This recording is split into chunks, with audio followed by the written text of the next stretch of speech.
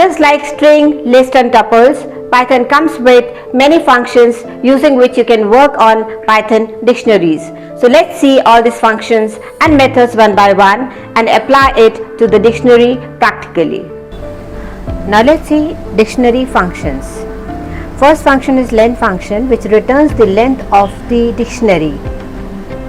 Max function will always return the max key value. Min function will return the minimum key value. And sum function will return the sum of numeric keys only. अगर आपके keys string में है तो sum function will return error. Now let's see how to do this. I have two dictionaries. One is more days having 2 items and days which is having 5 items. If I want to check out the length of days dictionary, so length function के अंदर आप days dictionary का नाम देंगे. Similarly, आप दूसरे dictionary का देखना चाहते हैं, so I have to specify the name to length function. If I want to find out the max value, so I'll make use of max function. और किस डिक्शनरी का max निकालना है आपको, तो जो भी maximum की होगी वो आपको यहाँ पे रिटर्न करेगा. अगर हम max निकालते हैं more days की, तो this should return me 7. Similarly, main function of days should return me 1 because आप देखेंगे कि days में जो minimum value है that is 1 and अगर आप देखते हैं more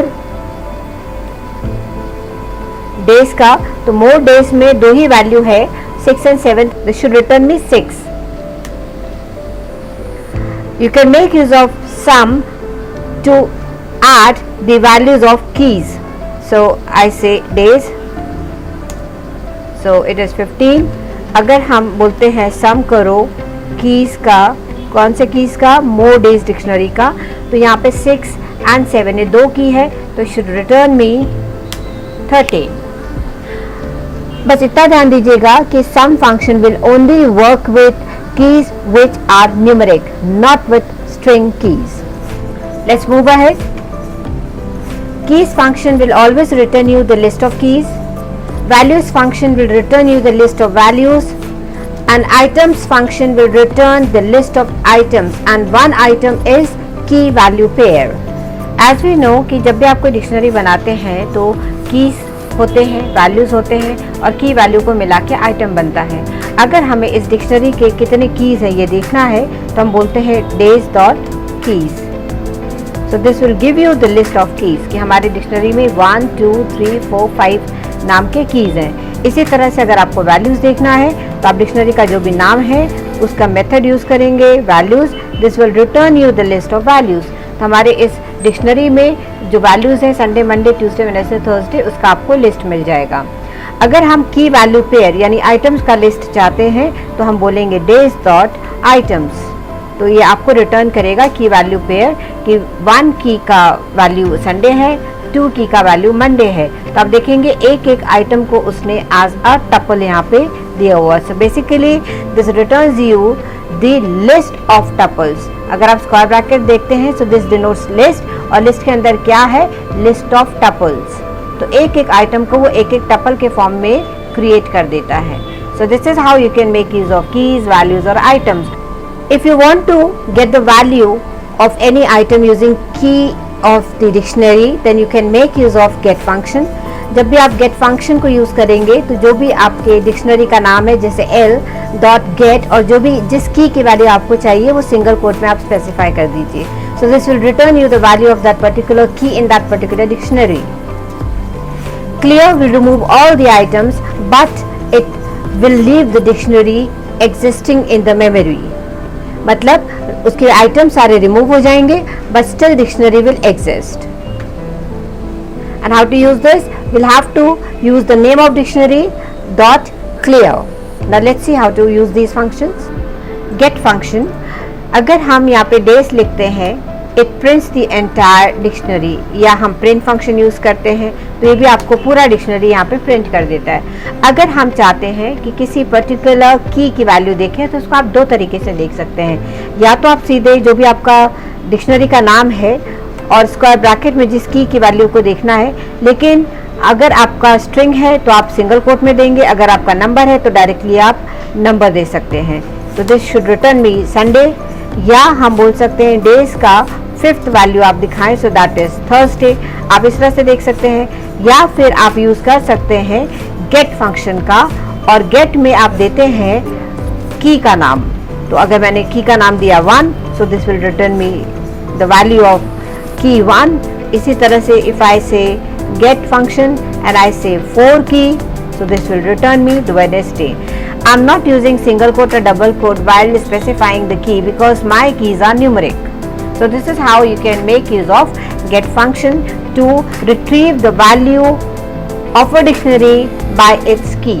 Now another function is clear. When I say days dot clear, तो ये डिक्शनरी के सारे आइटम्स को रिमूव कर देते हैं, बट जो डिक्शनरी है वो एग्जिस्ट करता है एज एम्प्टी डिक्शनरी।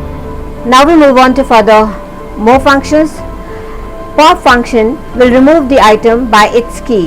तो आपके डिक्शनरी में जिस भी की का वैल्यू को यूज करके आपको उस वैल्यू को, उस आइटम को हटाना है, आप यूज करेंगे l.pop फंक्शन। अगर आप चाहते हैं कि जो भी लास्ट इंसर्टेड आइटम है उसको रिमूव करना है, तो आप यूज करेंगे पॉप आइटम फंक्शन को। तो l is the name of dictionary dot pop item, या फिर l which is the name of dictionary dot pop. इन दोनों फंक्शन में से किसी को भी यूज करके आप अपना रिक्वायर्ड आइटम को डिक्शनरी से रिमूव कर सकते हैं। Now let's see how to use these functions. Now let's see how to remove item from a dictionary. हमारे पास डेज नाम का ये डिक्शनरी है जिसमें 5 आइटम्स हैं। अगर हम चाहते हैं कि जो भी लास्ट इंसर्टेड आइटम है अगर उसे डिलीट करना है, तो हम यूज करेंगे डिक्शनरी का नाम dot pop item method. Pop item method कोई भी आर्गुमेंट नहीं लेता है क्योंकि उसका काम ही है लास्ट आइटम को हटाना। So last item was this. Now let's see, dictionary is having now 4 items. अगर मुझे 20 से किसी आइटम को डिक्शनरी से डिलीट करना है तो मैं उसको डिलीट कर सकती हूँ पॉप आइटम से while specifying the key.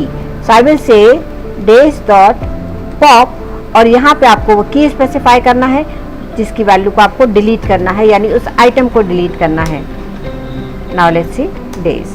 So this is how you can delete the last inserted item or you can delete an item by its key.